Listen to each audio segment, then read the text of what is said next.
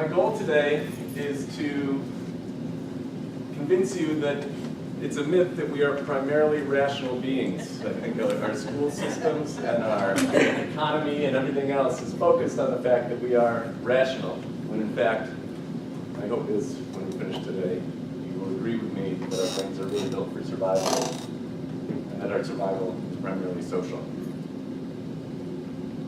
And that this has implications for how we think about our schools and educating our kids. So I want you to think about a time when you had a temper tantrum.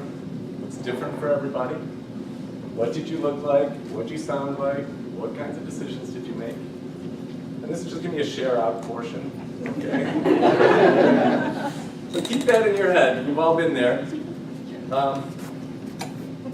And you wonder why such good, bright people can do such mean and stupid things. We've all been there. And so part of it is, let's think about the brain. And the brain has three main parts. The first part is the brainstem, which is the red part, which is our reacting cells. It is what keeps our internal temperature, it keeps our heart beating, our lungs going, and it rises to action when there is a crisis. The limbic system, which is the yellow piece, is what provides emotion. It gives a context for what we're experiencing. And it also embeds memory.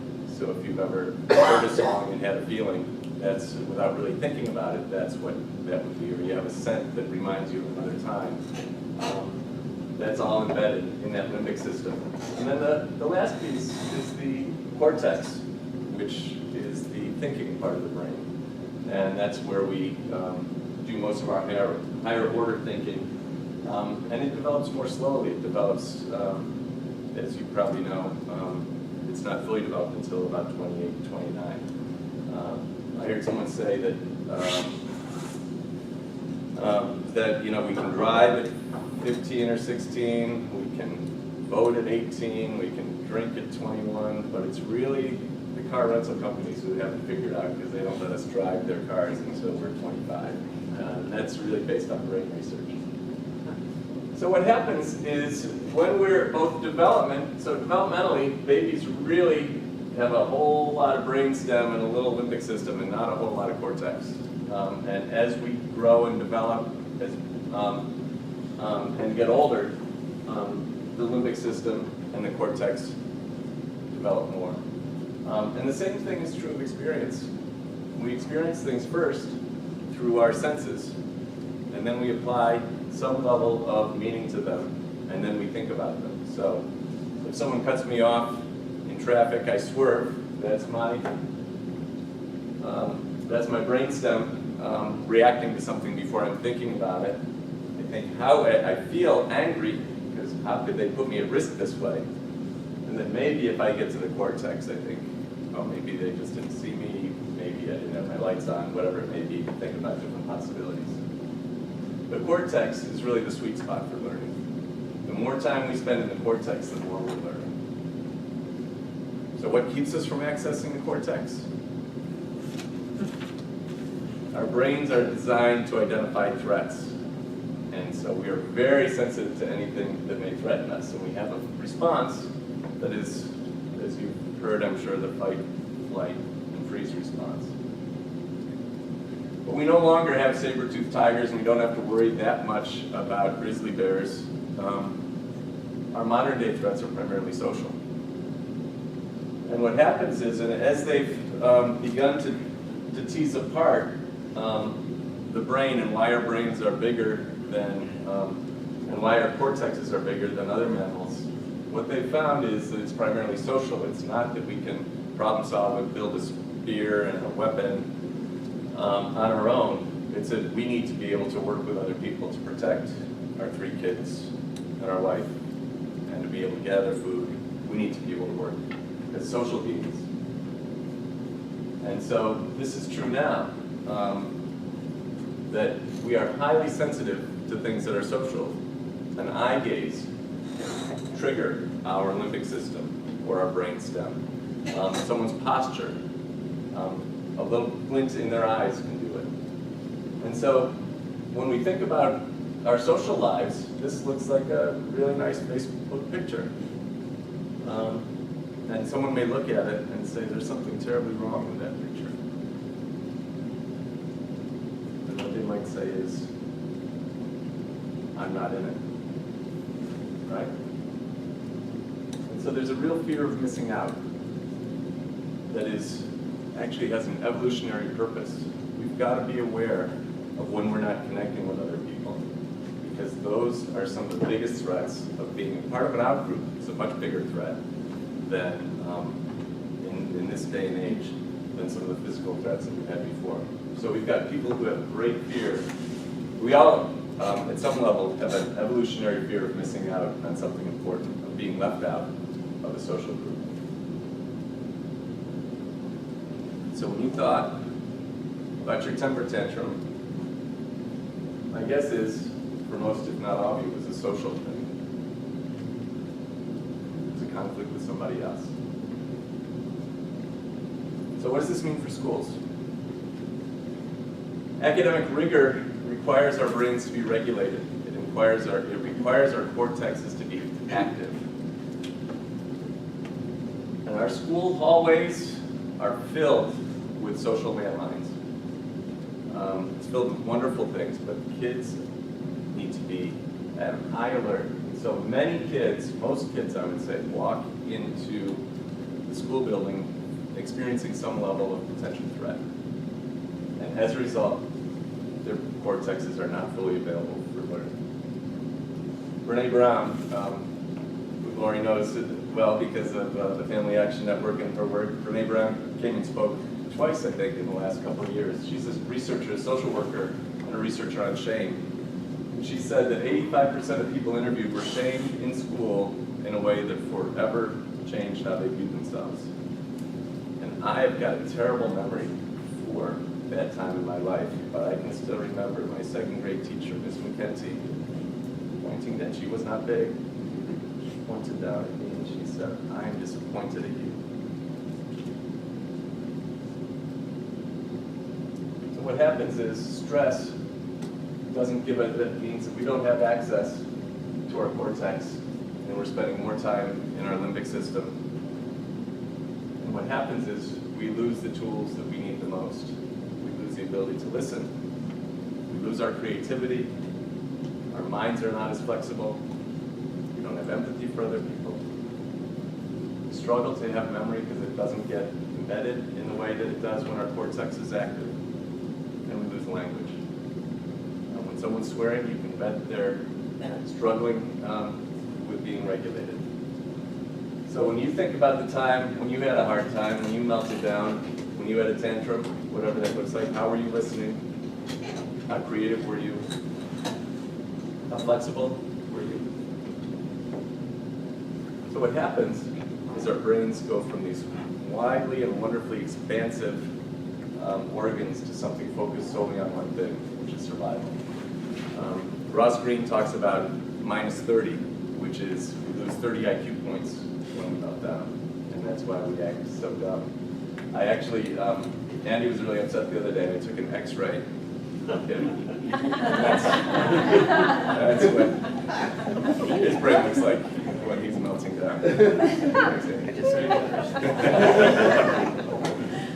One of the things we talk about in NSA is full brain, where you're accessing the whole brain, versus lower brain, where you're really only in the brainstem and limbic area.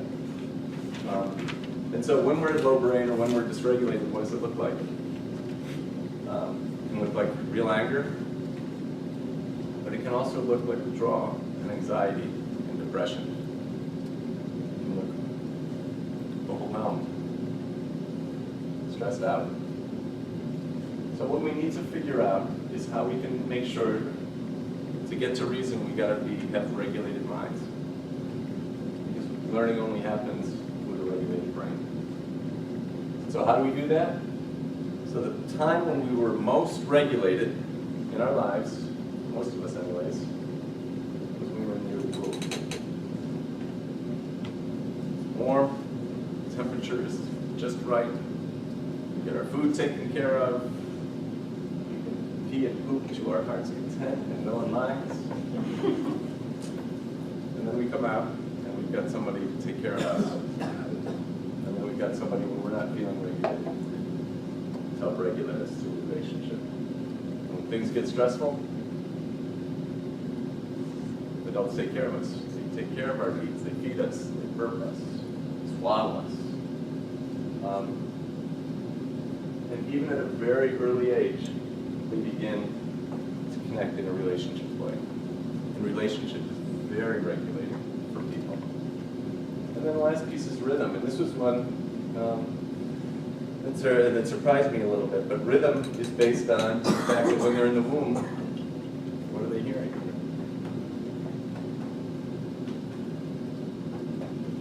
And so what you'll find is that many people rely on rhythm. So it might be rocking, the rocking or swinging that can be so comforting.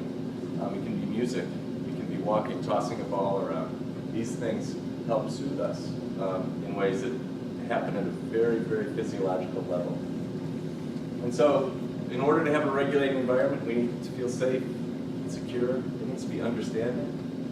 It needs to be flexible. It needs to be relationally connected.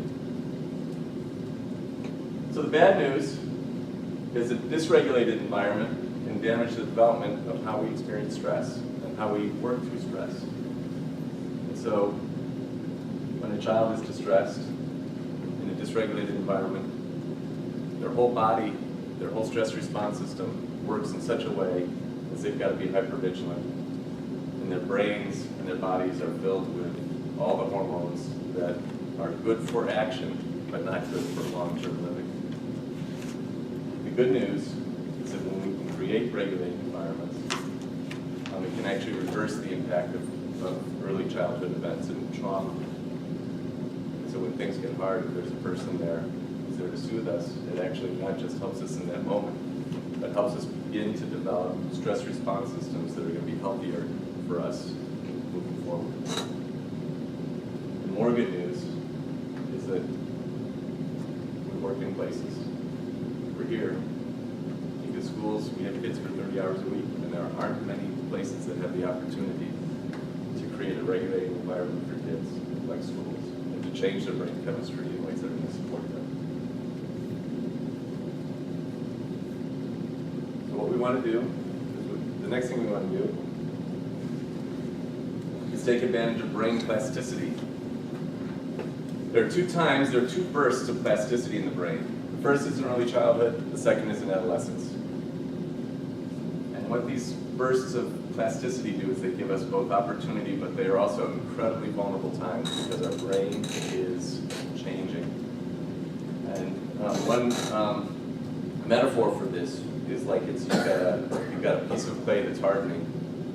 You can create whatever you want, but once it's hard, it doesn't really change that much. You can't change it much. And so what's happening in these moments, in early childhood, the first 5 years, there are amazing things happening in terms of motor skills, in terms of language, in terms of how we experience stress.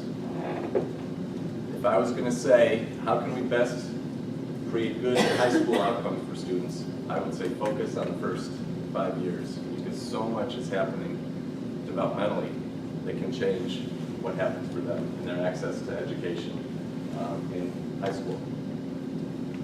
Get to adolescence, and this scientist, Ron Burgundy, puberty is kind of a big deal.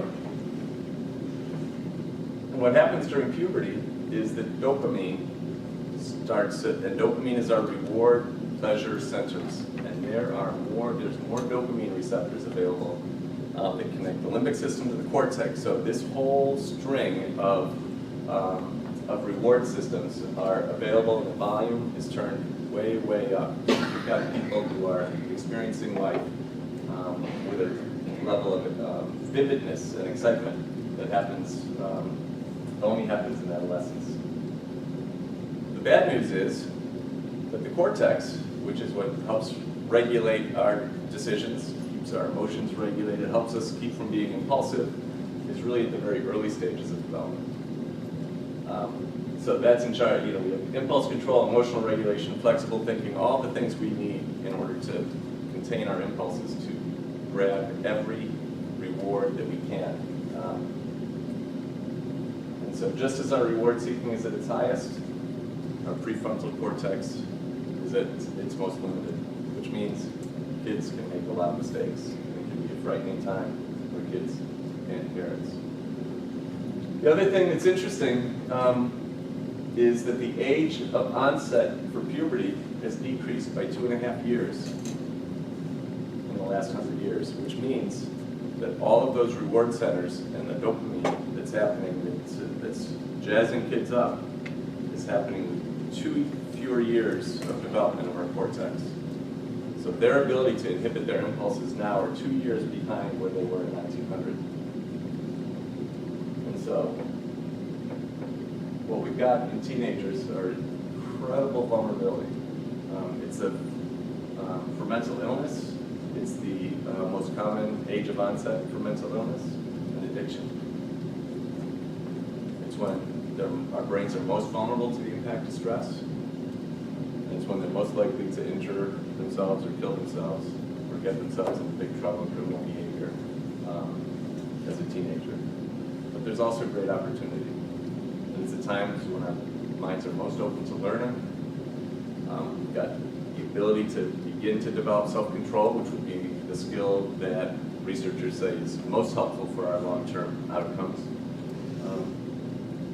It's most open to healthy, wonderful relationships and engagement in things that are exciting and healthy. And so our work is to build brain-friendly schools.